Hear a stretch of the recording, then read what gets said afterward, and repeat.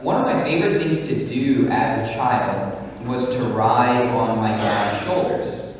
I especially remember it at Mardi Gras parades. By sitting on his shoulders, I could see the folks on the floats, they could see me, and it was a lot easier to catch Mardi Gras bees.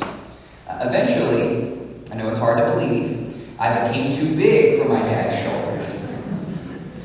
But what I haven't outgrown is needing others to carry me, needing others to lift me up.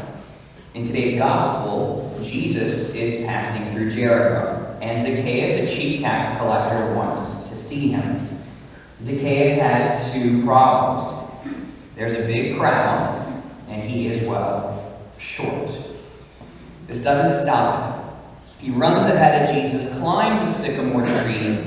Now he can see him. He needed a leg up, and he found it in the sycamore tree. As Christians, we find a leg up in lots of different places. Our ultimate help is God, but he provides lots of other helps too. The help of his word, the help of the sacraments, the help of our fellow disciples. One leg up that we may forget about from time to time is the saints. The saints are like my dad, putting us on their shoulders. They're like a sycamore tree we can climb. Sitting on their shoulders, within their branches, we can see Christ more clearly. We can receive his grace more abundantly. Listen to this prayer that the church uses when she celebrates saints. By their way of life, you offer us an example. By communion with them, you give us companionship. By their intercession, sure support. This morning, let's hop on the shoulders of the saints. Let's climb the sycamore and see how they strengthen us with their example, their friendship, and their intercession.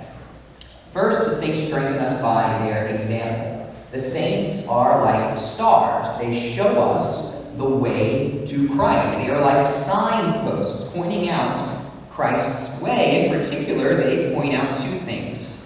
First, they show us that holiness is possible for everyone.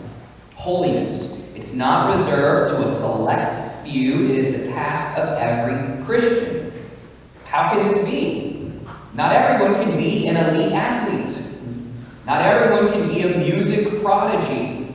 Not everyone can be an intellectual genius. But holiness is different. First and foremost, holiness is God's gift, and it's a gift that he gives to all. We see this in the sheer variety of the saints. In every century, on every latitude of the world map, all ages, old, young, all states of life, rich, poor, king, doorman, priest, religious, married, single, all languages, all peoples, all cultures. There is no time, no place, no kind of person that is excluded from holiness. Holiness is possible for everyone. Everyone here in this church today can be holy. Second, the saints show us that holiness consists above all in union with Christ. Not so much in carrying out extraordinary actions or works, but in union with Christ. Never leaving a Sunday without a Mass. Never starting or ending a day without prayer. Never departing from the way that Christ shows us. Sometimes we may think holiness requires something out of the ordinary, but Mother Teresa reminds us to do small things with great love. The simple, ordinary service of a mother washing clothes, a father making home repairs, a priest opening and closing church, a single person finishing her day in quiet prayer. Holiness is possible for everyone, and it consists not so much in extraordinary things, but in the day-to-day love, the day-to-day union with Christ. The saints strengthen us by their example. They also strengthen us by their friendship. They aren't mere historical figures whose lives we learn, whose writings we read. They are alive. We confess that Christ is the vine and we are the branches. We confess that Christ is the head and we are the body. And so if we have a union with him, we also have a union with the other branches of the vine, with the other members of the body, not only with folks on earth, but with folks already in heaven. And how much the saints desire our friendship. They stand ready to be in conversation with us, ready to get to know us, to love us, to challenge us, to support us, and to console us.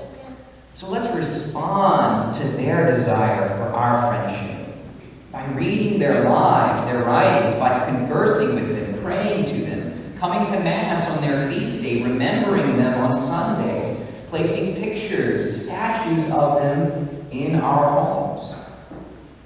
Today, let's resolve to do that, to befriend a saint this week.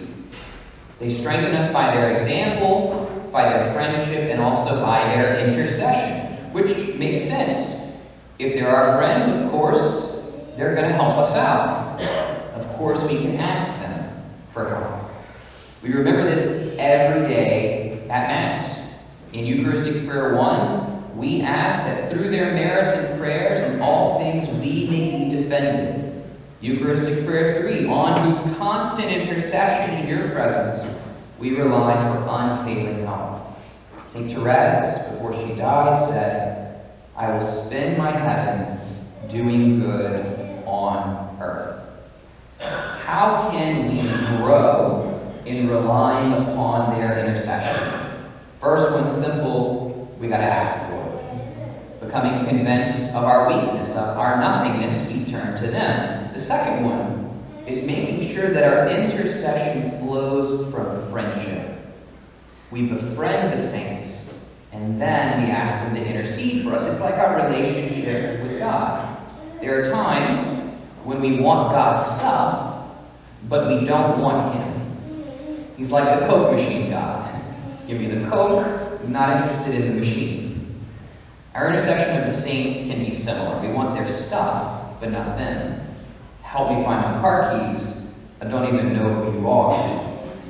We want to make sure that our intercession flows from friendship. By their way of life, you, God, offer us an example. By communion with them, you give us companionship. By their intercession, sure support.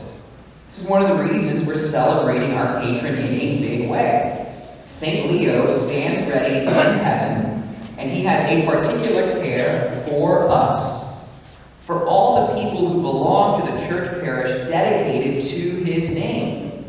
And so we're praying a novena before his feast day this year. We're celebrating his feast day at all the weekend masses next weekend. We're having special prayer Saturday night, followed by a supper. Through this celebration, we will be encouraged by his example, supported by his friendship and his intercession. This requires humility. And imagine Zacchaeus, the chief tax collector, climbing a tree. A pretty prominent man, a grown man, climbing a tree. Requires some humility. As a child, it required humility for me to get up on my dad's shoulders, to leave behind the no, I want to do this by myself, I can do this by myself attitude.